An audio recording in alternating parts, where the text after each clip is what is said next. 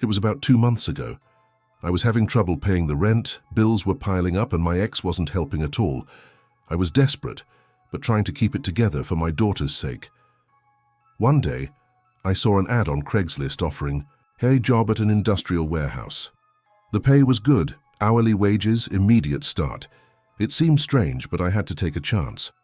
I called the number, and a man's voice, very direct, scheduled a quick chat to confirm some details. He only asked where I lived, if I was available for late-night shifts, and if I could follow simple instructions. I said yes, thinking it was standard procedure. At the end of the call, he told me to show up the next day at 2 a.m. at an address, inside an empty industrial park. I didn't think much of it, assuming it was something related to logistics or inventory. I went confidently, thinking things were finally looking up. I arrived before 2 a.m., with my daughter asleep at the neighbor's house. The place was creepy. Even during the day, it must have been deserted, let alone in the middle of the night. I parked near a large warehouse, no sign, no lights, just a distant street lamp casting a dim glow over the empty road. I stayed in my car for a few minutes, looking around, and saw no one. No signs of life. Just silence and that cold feeling you get when you sense something isn't right. I tried calling the number they gave me, but it went straight to voicemail. That's when I started getting nervous. I decided to get out of the car to see if I could find anyone, anything. I walked to the side door of the warehouse and noticed it was slightly ajar. I knocked once, nothing. I pushed it open a little and peeked inside. Pitch dark, reeking of mold and old oil. I whispered, "Hello," but only heard the echo. I quickly returned to my car, locking the doors, and that's when I saw a black van slowly appearing at the entrance of the industrial park. My heart raced. I didn't know if it was them, but something told me I shouldn't be there. I went back to the warehouse door, this time faster, almost running. The van parked backward right in front of the entrance, blocking my exit. The windows were too dark for me to see who was inside. I stood frozen, not knowing what to do, and then I heard footsteps coming from the other side of the warehouse. Someone was walking slowly, dragging their feet. I tried calling my neighbor to check if my daughter was okay, but there was no signal. Nothing. That's when a man emerged from the shadows. He was wearing a black hood and a mask covering his face. He didn't say a word, just pointed inside the warehouse. So I shook my head, wanting to go back to the car, but he took a step toward me and said, "Get in." His voice was deep, emotionless.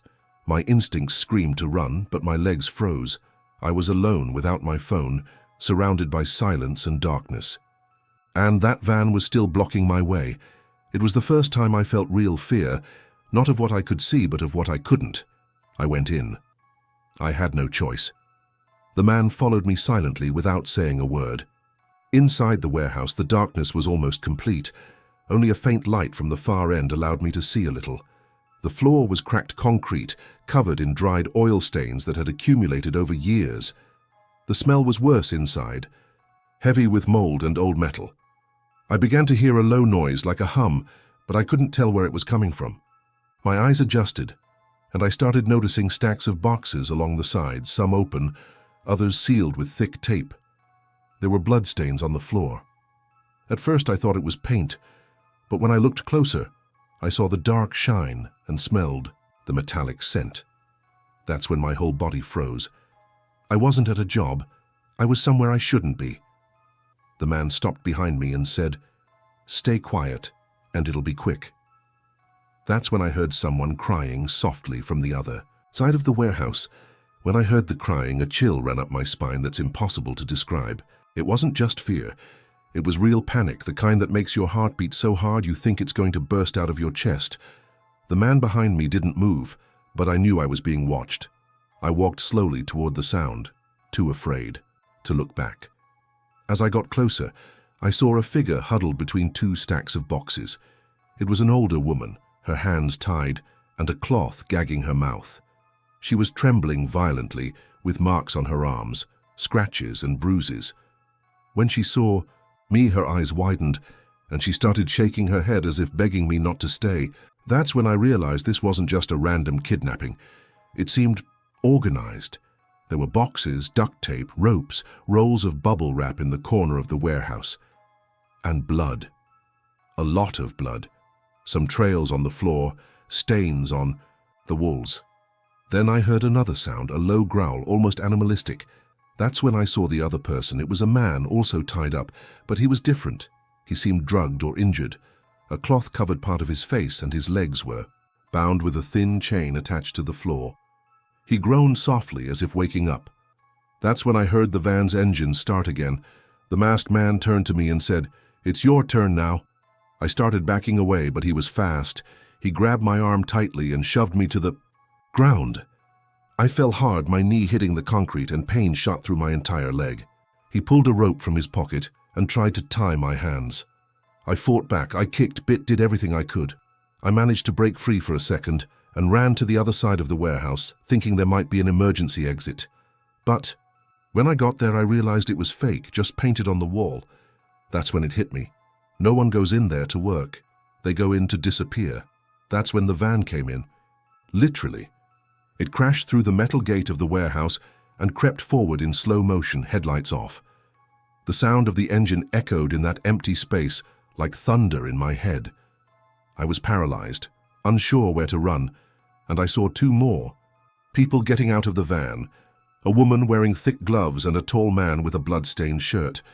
They didn't speak loudly, didn't shout, just moved quickly and silently as if they'd done this before. The woman went straight to the other tied-up victim and started taking photos with her phone. The tall man walked to a table in the corner and grabbed a roll of bubble wrap and a pair of scissors.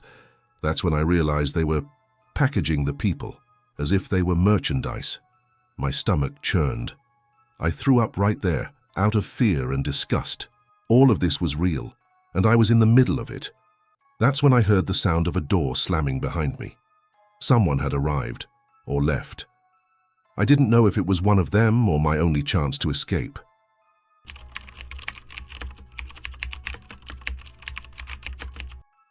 My name is Raphael, and this is the strangest and most disturbing thing that has ever happened to me.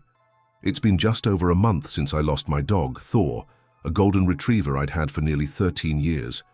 He had been my shadow all that time, and when he died, it felt like losing a part of myself. I was completely lost, unable to sleep or eat, just wandering around the house feeling empty. One day I got a notification on my phone about an ad on Craigslist saying someone had found a lost golden retriever near a state highway. The description was almost identical to Thor's. Male, dark golden coat, white patch on the right paw, old brown collar with a scratched tag.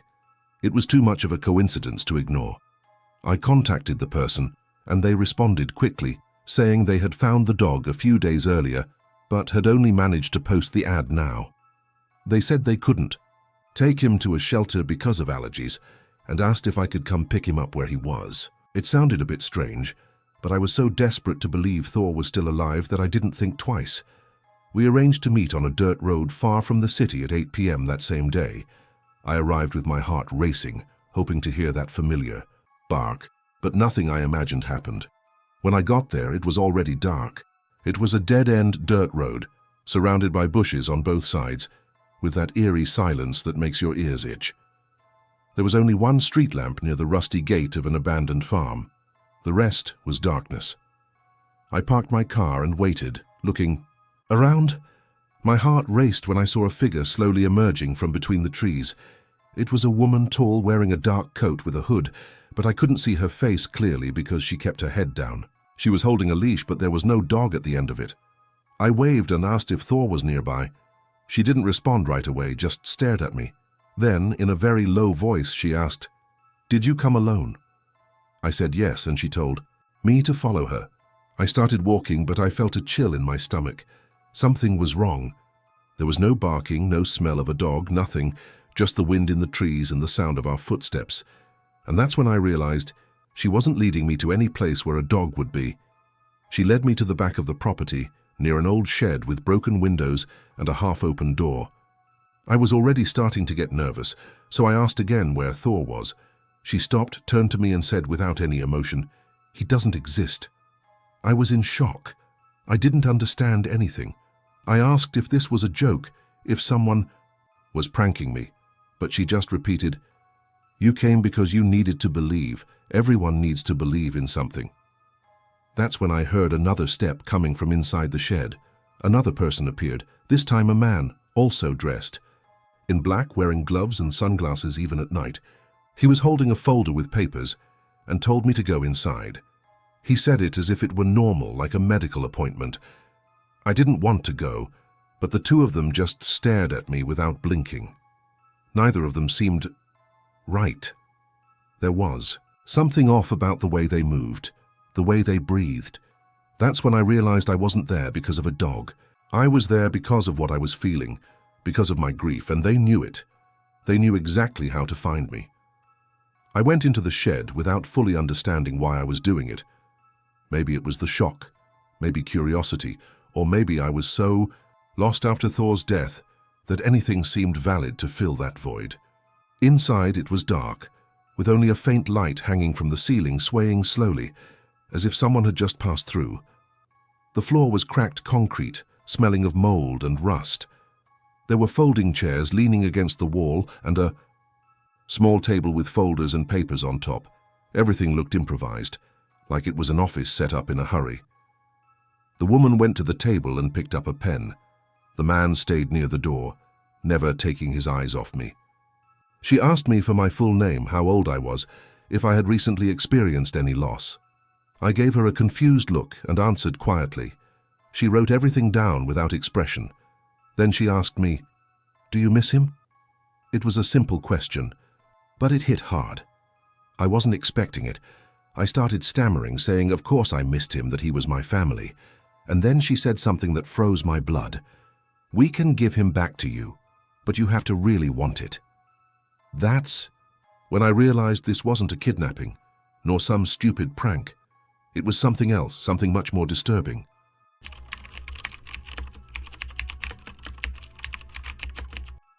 My name is Lucas, and this whole thing was so strange that even now, weeks later, I still find myself staring at the door of that building, trying to figure out what the hell happened. I had just graduated with a degree in business administration and was looking for my first apartment to live alone. Nothing fancy, just something clean, safe, and affordable on my salary. One day I found an ad on Craigslist. The place was perfect, well located, close to the subway, cheaper than any other. Rental in the area, and the photos showed everything neat and tidy, no dirt. I didn't think twice. I sent a message and the owner responded quickly. He said he owned several properties and that the apartment was ready for moving in. We scheduled a video call, and he appeared with the look of a busy businessman. Dress, shirt, office background, speaking quickly and seeming legitimate. He showed me the apartment through his phone, the same pictures from the ad, and told me to pay the deposit to secure the spot. I paid. It wasn't cheap, but I thought it was worth it. On moving day, I packed my things and went there full of excitement, but nothing went as planned. I arrived around 11 a.m. The building was old but looked well maintained from the outside. I parked in front and went straight to the apartment door, number 302. I rang the doorbell, waited a few minutes, nothing. I knocked harder, shouted, "Is anyone there?" But only the wind responded. I stood there for a while, not knowing what to do, until a woman came out of the neighboring apartment and looked at me like she'd seen this before. I asked if she knew where the owner was or if anyone was inside apartment 302. She quickly replied, "No one has lived here for months, son. That apartment has been empty for a long time."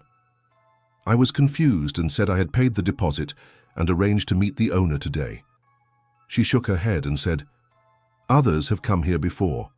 A couple days ago, a couple also asked the same thing." My stomach tightened. I went back to the apartment door and knocked again just to be sure. Nothing. I started searching on my phone nervously and realized the photos used in the ad were from a nearly identical property listed for rent in another city. That's when I truly panicked. I hadn't just been scammed. Someone was using that apartment to pull the same con on multiple people, and I wasn't the first, nor the only one there that day. That's when I decided to look for more answers. I went back to the woman and asked if she knew anyone who had the keys, or if she had seen anyone entering or leaving apartment 302. She shook her head and said she hadn't seen anyone messing with the apartment in a long time, but once late at night, she saw a car stop in front and two people quickly getting out and going through the back of the building. I asked if it was possible to enter from another way, and she pointed to the back stairs which led to a dead-end alley. I went there feeling a bit awkward, but too curious to just leave. The back door was locked with a rusty padlock, but it didn't seem too hard to force.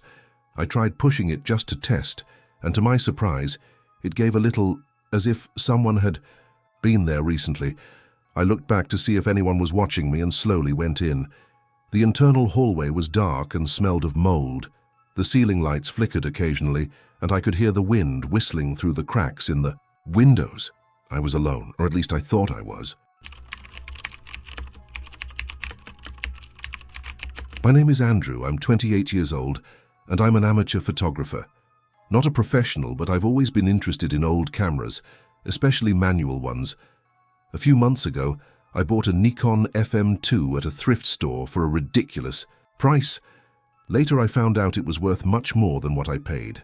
Since I needed some cash to renovate the bathroom in my apartment, I decided to sell it on Craigslist. I posted pictures, a detailed description, everything neatly done. In less than a day, I received a message from a guy who seemed interested. He appeared to know exactly what he was talking about. He asked about the condition of the shutter, whether the lens had scratches, if the focus was still manual. I answered everything, and we agreed to meet in front of my building the next afternoon. He arrived early wearing a denim jacket, a backpack on his back, and speaking in a calm voice, almost too polite. He said he wanted to test the camera right there, but not in front of the building. He suggested the back alley, where there was less movement. I thought it was a bit strange, but I trusted him. I went with him. And that's when everything changed. When we entered the alley, he got straight to the point. He carefully took the camera from my hand and started adjusting the settings, tweaking the aperture, testing the focus, looking at the late afternoon light. I just stood there, silent, watching. He seemed genuinely interested, almost too much. That's when he spoke without taking his eyes off the lens. "Do you live alone?" The question came out of nowhere and I froze. I answered yes, a bit awkwardly, and asked why. He didn't respond. Instead, he turned to me, reached into his jacket and pulled out a black pistol, pointing it directly at my stomach. My heart raced in a way I'd never felt before. He spoke softly, almost whispering, "You're going in first. No noise. No nonsense." I started shaking all over, not understanding anything. It wasn't about the camera, it was about my apartment, and he knew exactly where I lived. That's when I realized this guy wasn't a buyer. He was someone who had been watching me for a long time. He followed me to the back entrance of the building, still pointing the gun at me, but keeping enough distance to make me think, for a second, about running. But I knew that if he had planned all of this, he must have been prepared for any reaction. We entered through the back hallway, the same one I passed through every day to get to the elevator. Everything seemed normal. The faint ceiling lights flickering occasionally, the smell of old paint on the walls. When we reached my apartment door, he told me to open it quickly and quietly. I managed to fit the key into the lock with trembling hands, almost dropping it twice. Inside, the silence was worse. He pushed me in, closed the door slowly, and told me to sit on the couch. He walked around the living room, looking into corners as if searching for something specific. He glanced at my work desk, lightly touched my laptop, opened the TV drawer and grabbed the remote control as if it were his house. That's when he said, "You're not going to tell anyone about this, are you?" His voice remained calm, almost friendly, which made everything even scarier. I didn't answer. I couldn't.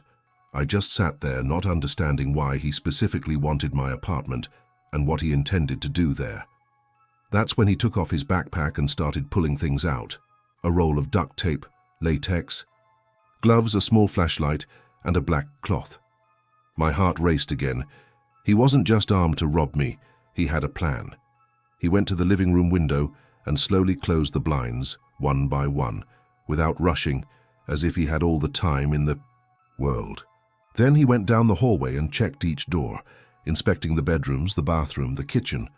When he returned to the living room, he sat in the armchair across from the couch where I was sitting and stared at me for what felt like hours. "Do you have Wi-Fi?" he suddenly asked. I stuttered a yes, and he asked for the password. I quickly typed it into my phone and showed it to him, confused.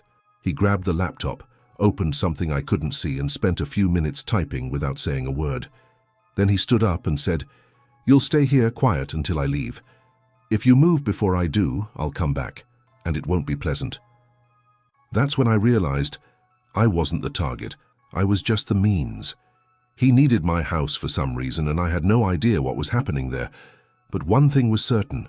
It wasn't a robbery. It was something much bigger. That's when things started to get even stranger. He went to the bedroom and grabbed one of the sheets from my bed, came back to the living room and covered the coffee table with it, as if preparing an altar or something like that. He pulled out some folders from his backpack and started spreading papers over the cloth. Photos, maps, handwritten notes. I couldn't read them clearly from where I was sitting, but I could see there were images of people. Some were women, others older men, all strangers to me. He seemed focused, jotting things down, cross-referencing information. That's when I heard my phone vibrate in my pocket. It was a notification from my banking app, some automatic debit.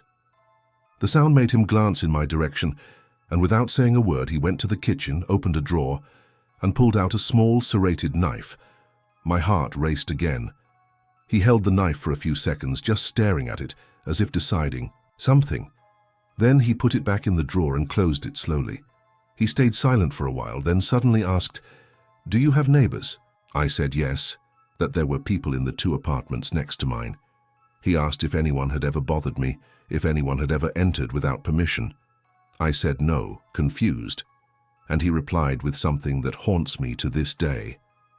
Then, "It stays between the 2 of us." That's when I understood I wasn't just a hostage. I was a witness to something he never planned to let leak. He stayed there a little longer, working on my computer and writing things down in a black notebook. I didn't dare make any sudden moves. I just observed, trying to memorize every detail in case I managed to escape, or worse, in case things ended badly.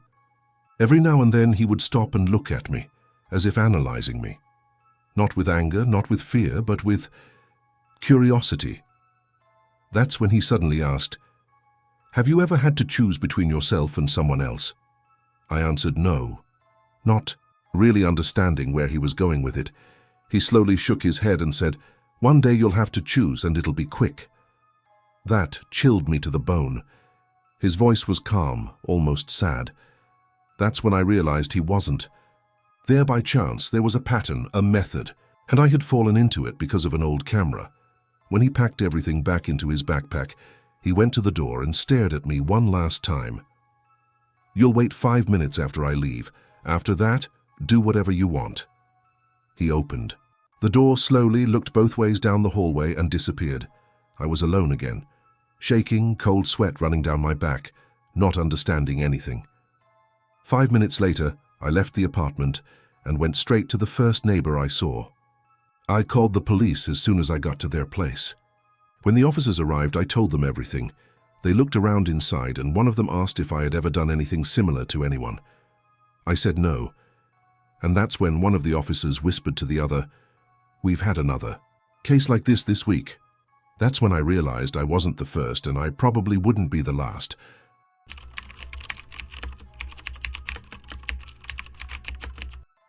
I'd been unemployed for about 2 weeks when I decided to post an ad on Craigslist offering babysitting services.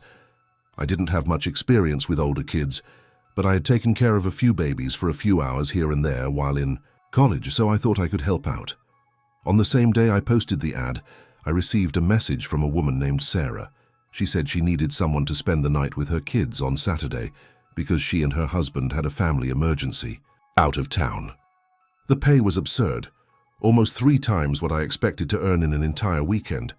She was quick to respond, sent me the address, the time, and we even arranged to meet on Friday night so she could explain everything. On the agreed day, I arrived, and she showed me around the house, explained the basic rules, where things were, and gave me a sheet with emergency contacts. Everything seemed normal. Too normal. But it wasn't until Saturday, after she and her husband left and I was alone in the house, that I realized none of this was real. None of the sounds I heard afterward were real. and I wasn't there to take care of any children. When they left, I was alone in the house around 7 p.m. The plan was for me to stay until Sunday morning when they would return. At first, everything seemed fine. The house was big, well-decorated, quiet, but not scary. There were toys scattered across the living room floor and kids' rooms neatly arranged with clothes and stuffed animals. I went to the baby's room to check if everything was okay and noticed something strange. The crib was empty. I thought maybe they had taken the baby with them, but there was no sign that anyone had been there recently, no smell of milk, no diapers in the bin. I went back to the living room and saw the baby monitor on the table. It was one of those old models, with blinking lights and a volume button. On impulse, I pressed the button and heard faint crying coming from the device. It sounded like a baby crying, but too clean, too consistent. It wasn't natural. It was as if it were a recording. That's when I felt a chill run up my spine. I started walking around the house again, more alert this time, and noticed all the back doors were locked from the inside. The windows had thick bars. I was alone, yes, but not exactly free. And it was when it got completely dark and the house fell into silence that I heard the first sound again from the monitor. Only this time it wasn't crying. It was breathing, heavy, almost labored breathing, and it was coming from another room. I went back to the child's room, this time holding the monitor, listening to that heavy breathing, which didn't seem to come from the device, but from somewhere nearby. The door was slightly ajar, and when I pushed it open slowly, I smelled a strong scent of talcum powder mixed with something heavier, like old disinfectant. The room was empty, of course, but there was a camera in the corner of the ceiling, hidden behind a stuffed bear. I stared at it for a few seconds, not understanding the logic of it all. I went back to the living room and decided to check the other doors just to make sure I was really alone. None of them were locked except the basement door. I tried to open it, but it was locked from the inside. That's when I heard footsteps, light ones dragging across the wooden floor. They seemed to be coming from upstairs. My heart raced. I hadn't heard anything until then, and now it sounded like someone was walking down the hallway upstairs. I grabbed my phone and headed straight for the stairwell, climbing slowly. The overhead lights flickered slightly, as if the power was unstable. When I reached the top, I saw all the bedroom doors were closed, and that's when I heard it again, this time closer. Someone was there. But it wasn't a child. It was an adult, breathing deeply, waiting.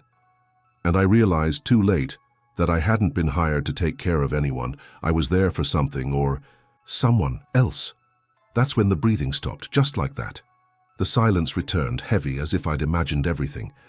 I stood frozen in the upstairs hallway, too scared to knock on any of the doors, unsure of what to do. My instinct told me to go downstairs and leave the house immediately, but something kept me there. Curiosity, fear, or maybe both. I slowly went back down the stairs, looking over my shoulder with every step, feeling like I was being watched. When I got back to the living room, the baby monitor beeped again. This time, it wasn't breathing or crying. It was a voice. Low, almost. A whisper. "Did you hear that?" said the voice. I got goosebumps. It was male, raspy, sounded recorded like the others, but different. It was as if someone was calling me directly. That's when I heard the front door being unlocked. Someone was entering. Quickly. I thought about hiding, but I didn't have time. The doorknob turned slowly, and before I could run, the husband appeared. Alone, no wife, no child, just him. He looked at me for a few seconds, unsurprised, as if he had expected to find me there. Then, raising the monitor in his hand, he said, "You shouldn't have heard that." That's when I understood. This wasn't about children, it was about me, and they had chosen me on purpose. He entered without rushing, closed the door, and locked it. The monitor in his hand was still with that low whisper, as if someone was listening to everything in real time. He looked at me, smiled in a way that didn't reach his eyes, and said, "Are you scared?" I didn't answer right away, just took a step back, feeling my back press against the living room table. That's when I realized he wasn't alone. The sound of another step coming from upstairs. Heavier, deliberate. Someone walking slowly as if they had been waiting for this for a long time. The husband saw my expression and spoke almost kindly. "You don't need to be afraid. You were chosen for a reason."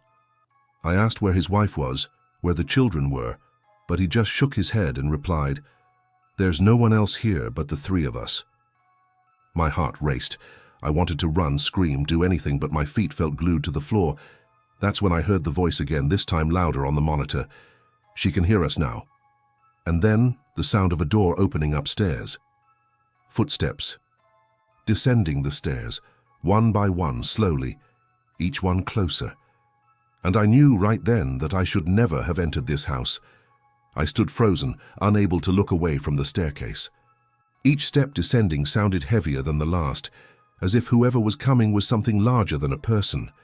The husband remained standing there, holding the monitor as if it were some ordinary object. He didn't seem scared. He seemed reverent. When the figure appeared at the top of the stairs, my whole body froze. It was a woman, tall, thin, wearing a white dress dirty at the edges, her loose hair covering her face. She didn't walk normally. It was as if her feet barely touched the ground, as if she were dragging something along.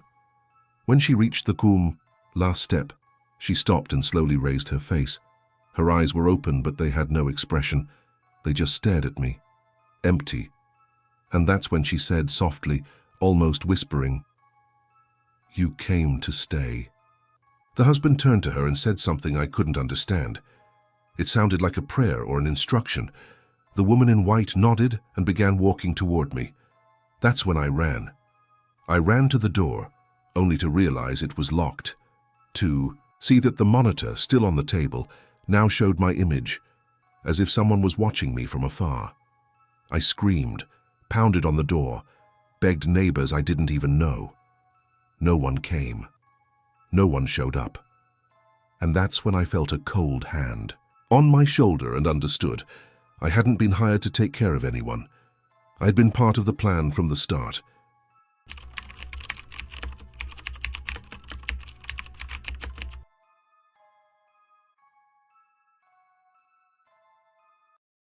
Ever since my wife, Mrs. Celia, passed away about 3 months ago, I've been trying to get things in order, putting everything back in its place. It was difficult, but necessary. She left behind many things stored away, old furniture, cardboard boxes full of memories. One day I decided to post an ad on Craigslist for some furniture to see if anyone might be interested. It was an old living room set, a dresser from our honeymoon, and a few chairs we no longer used. Barely had I posted when I received a call from a man saying he was a volunteer for an NGO that helps war veterans, that they were setting up a new shelter and needed furniture for renovations. He was very polite on the phone, asking if I wanted anything in return or if I preferred just to donate. I said donating would be fine, that I didn't want money for it. He scheduled to come by the next morning. He arrived alone, in a white truck with no identification of the supposed NGO. And that's when everything began. He didn't even look closely at the furniture. He just wanted to come in. Alone. He walked in without waiting for an invitation, heading straight down the hallway as soon as I opened the door. He said he wanted to see what else might be useful for the cause. I told him it was just the living room and kitchen furniture, but he didn't pay attention. He started walking slowly through the house, looking at the walls, the pictures, the corners, as if searching for something specific. I asked if he needed help carrying the furniture, and he quickly replied, "It's not about the furniture, Mr. Luis." His tone felt strange to me, so direct, so confident. He knew my name. I didn't remember giving it over the phone. I asked again what his intention was, and that's when he stopped in the dining room, turned to me and said, "Your wife owes me something, and I've come to collect." I was in shock. I didn't know what he was talking about. I asked if he knew my wife, and he smiled. A fake smile, almost cruel. "Yes, I do, for a long time." That's when I felt a chill in my chest. Celia never mentioned anyone like that. She had her secrets, of course. Who doesn't? But nothing. That would make someone show up out of nowhere years later, saying she owed something. I asked again what he wanted, and he went to her desk, the one near the window, and started opening the drawers one by one, without rushing, as if he had every right. That's when I realized he wasn't there to take furniture. He was there to find something that belonged to her, And maybe to him too. He rummaged through the drawers carefully but without respect. He pulled everything out. Old letters, pens, utility bills from last month, black and white photos of our family. I stood there near the living room door, unsure whether I should interrupt or just let him do what he wanted. I was scared. It wasn't just strange, it was unsettling. This person going through her things as if he had the right. That's when he picked up a worn brown folder I'd never seen before. He opened it quickly, glanced at the contents and closed it again as if he didn't want me to see. I asked what it was, but he ignored me. He just said, "She knew I'd come." I started to feel my breathing grow heavier. My heart was pounding, not out of anger, but confusion and fear. I asked again who he was and what all this meant. He stared at me for a few seconds, then said, "Your wife kept secrets, Mr. Louis, and some of them were mine." That's when something inside me froze.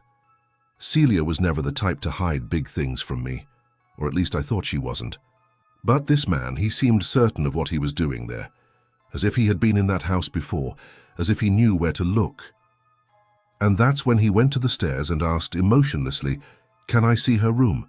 That's when I realized he wasn't here to take furniture. He was here to finish something that started long before she died. We went upstairs together, me in front, him right behind.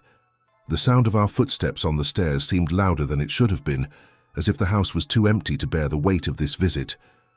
When we reached the bedroom, he went in first and headed straight for the closet. He flung the doors open, looked inside, and then turned to me. Where did she keep the important things? I didn't know what he was talking about. I told him Celia had a wooden chest with old documents, family letters, a few pieces of jewelry, but she always said it was just childhood memorabilia. He asked where it was, and I pointed under the bed. He bent down, pulled the chest out slowly, and opened it. He stayed silent for a few seconds, just staring at what was inside. Then he took out a small blue velvet box, the kind they used to store rings or medals. He opened it, looked at something, and closed it again. He took a deep breath, as if he had finally found what he'd been looking for all this time. He turned to me and said, "She promised she'd return this to me someday." I asked what it was, but he didn't answer. He just put the box in his pocket and said, "Thank you for letting me take it." I was speechless. My wife had been dead for less than 4 months, and here was a stranger entering my house, going through her things, and taking something I didn't even know existed. And worst of all, I didn't have the courage to stop him, because somehow I felt this was bigger than me, and I had no idea what secret she had taken to the grave. Until that day. He went to the bedroom window and stared outside for a few seconds, as if thinking about something he didn't want to say aloud. The brown folder was still in his hand, along with that little blue velvet box he'd taken from the chest. I stood near the door, unsure whether I should ask more questions or just let him leave. That's when he turned to me and said in a lower tone, "She never told you anything, did she?" I shook my head, denying. I didn't know how to respond. He smiled again, that same hollow smile from before, and said, "She wasn't supposed to." That's when I felt a chill run up my spine. Something inside me started formulating questions I didn't want to ask. Who was this man? How did he know my wife? What had she hidden from him, or from me? Before leaving, he placed his hand on my shoulder and squeezed lightly as if in farewell.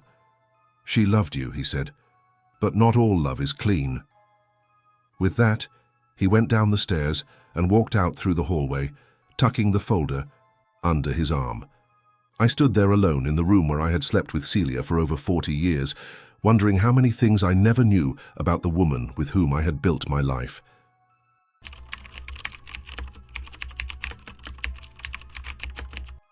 My name is Mariana. I'm 34 years old, and I've been working as a night shift nurse for over 10 years. I've seen it all in a hospital. Desperate people, families fighting in the waiting room, never-ending shifts. But nothing prepared me for what happened that early morning. I had just finished my shift, exhausted, when I saw an ad on Craigslist from someone asking for a ride home. He said he was a nurse too, that he had worked 2 consecutive shifts and wasn't in any condition to drive. The address was close. By the timing made sense, and I thought it would be nice to help someone who understood our crazy routine.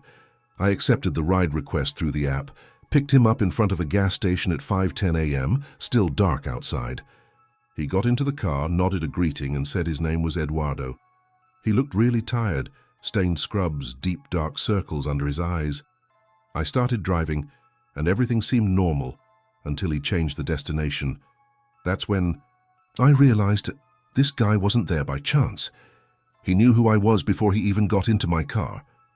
He had been quiet since we left the gas station, just staring out the window with that look of exhaustion. I didn't think much of it. I figured he was just another healthcare worker with his mind somewhere else. Then, about 10 minutes into the ride, he said, "Can you change the destination? I need to stop somewhere first." His voice was low, almost polite, but something about it put me on edge. I looked at my phone and saw that he had changed the address to a dead-end alley near an abandoned street. I gave him a confused look and asked if that was really where he wanted to go. He didn't answer right away. He just turned to me and said, "Turn off the GPS." I tensed up immediately. I asked why, and he repeated, more firmly this time, "Turn off the tracking. Now."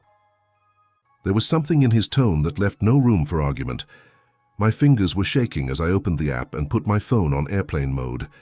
As soon as I did, he smiled, a cold, emotionless smile. "Better this way," he said, and that's when I felt my heart tighten. I started thinking about how he already knew my name before I said anything, how he got into the car without hesitation, as if he'd seen me before. That's when he added, looking straight ahead, "I've been watching you for weeks, Mariana. Today was the right day for us to be alone. My blood ran cold. I wasn't giving a co-worker a ride home. I was driving to a place where no one would know I had been, and he had chosen that exact moment to tell me that. He didn't say anything for a while after that. He just sat there, hands clasped in his lap, staring ahead, as if waiting for something. I kept my eyes on the road, but in the rearview mirror I could see he was way too calm for someone who had just told me he'd been watching me for weeks. My heart was pounding so hard I could barely hear my own thoughts. I tried to keep my voice steady and asked why he had chosen today to do this. He slowly turned to me and replied, "Because today you were alone." That froze my blood. I wanted to say something, scream, stop the car and run, but we were far from any activity, on a dark street with no houses nearby. That's when he started talking about details of my routine, where I ate lunch, how many times I left the hospital between shifts, even the name of the security guard who always greeted me at the entrance. Every word he spoke felt like a slow stab. He knew everything, absolutely everything. And that's when I realized this guy wasn't a nurse. He didn't need a ride. He just needed me in a car with no one around, no tracking, no witnesses.